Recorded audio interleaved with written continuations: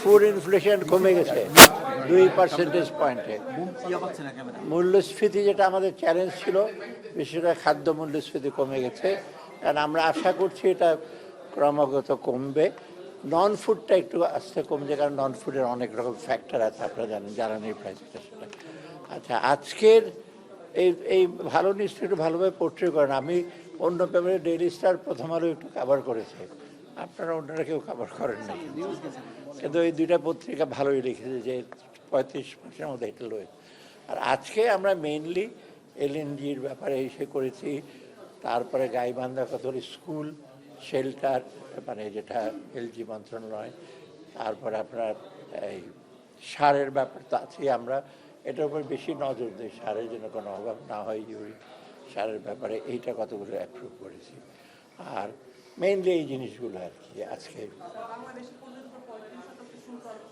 আচ্ছা, এইটা আমরা দেখি, আমি এটা তো অফিসিয়ালি আমরা দেখি, চিঠি লিখেছেন। এখন ওইখানে আমাদের বাণিজ্য উপদেষ্টা আছেন, উনি 3 দিন আগে গেছেন, আজকেই কমার্স যাচ্ছে। 8 তারিখে মিটিং, মানে আমাদের ওদের 8 তারিখ মানে কালকে খুব ভোরবেলা। ওই মিটিংয়ের পর আমরা বুঝতে পারবো, কারণ এই যেটা দিয়েছে সেটা ঠিক অফিসিয়াল তো, এটা ইউএসটিআরের সাথে যখন আলাপ করবে উনি ম্যান্ডেটে, এর আগে 3 দিন আগে কথা বলেছে, কালকের পর আমরা বুঝতে পারছি না এখন কোনো মতো। আমরা আশা করি ডেফিনেটলি, এবং আমরা যদি যাই হোক আমরা সেটার প্রেক্ষিতে আমাদের অন্য আমরা আমাদের যে মেজাজগুলি আছে এগুলো আমরা নেব, ফিরে আসার পরে ওটা না। কারণ এখন বৈঠকটাতে কিন্তু মোটামুটি কিন্তু পজিটিভই। এই যে 6 তারিখ বোধহয় একটা মিটিং হয়েছে, মোটামুটি কিন্তু ভালো বিষয় আছে এখন।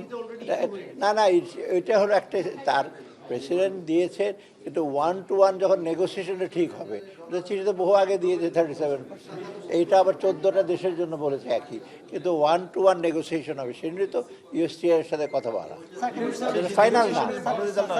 হ্যাঁ, এটা ভালো আছে।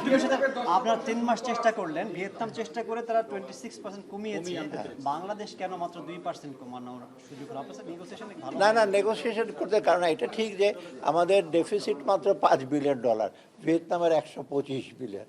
ওখানে কিন্তু ওরা মোটামুটি ওরা কনসেশন দিতে মানে ওদের রাজি হয়েছে, কিন্তু আমাদের এত কম ডেফিসিট, আমরা চেষ্টা করছি যে আমাদের এত কম ডেফিসিটে এত বড় এত শুল্ক দেওয়ার তো কোনো জাস্টিফিকেশন থাকে না। কিন্তু ওরা যেটা করছে ব্ল্যাঙ্কেট কতগুলো করে, চায়নার জন্য আলাদা, একেবারে চায়না তো একটা সিঙ্গেল হ্যান্ডেডলি ডিল করে ওরা, আর বাকি এটা দেশে করে, যেটা 14টা দেশের একই বলেছে, আর 14টার মধ্যে এখন আমরা এটা নেগোশিয়েট করবো। এখন তো আমি কিছু বলতে পারবো না, আর আমরা কালেকশন তো এইবার যা হয়েছে মোটামুটি আমি বলছি একেবারে খুব বিরাট গ্যাপ না। আর আগামী বছর আমরা চেষ্টা করছি শুধু ট্যাক্স ভ্যাট না দিয়ে সিস্টেমটা চেঞ্জ করলে দেখবেন কালেকশনটা অনেক বেশি হবে, লিকেজ হবে না, ব্যবসায়ীদের সাথে কোনো আঘাত করে কোনো কিছু করতে পারবে না।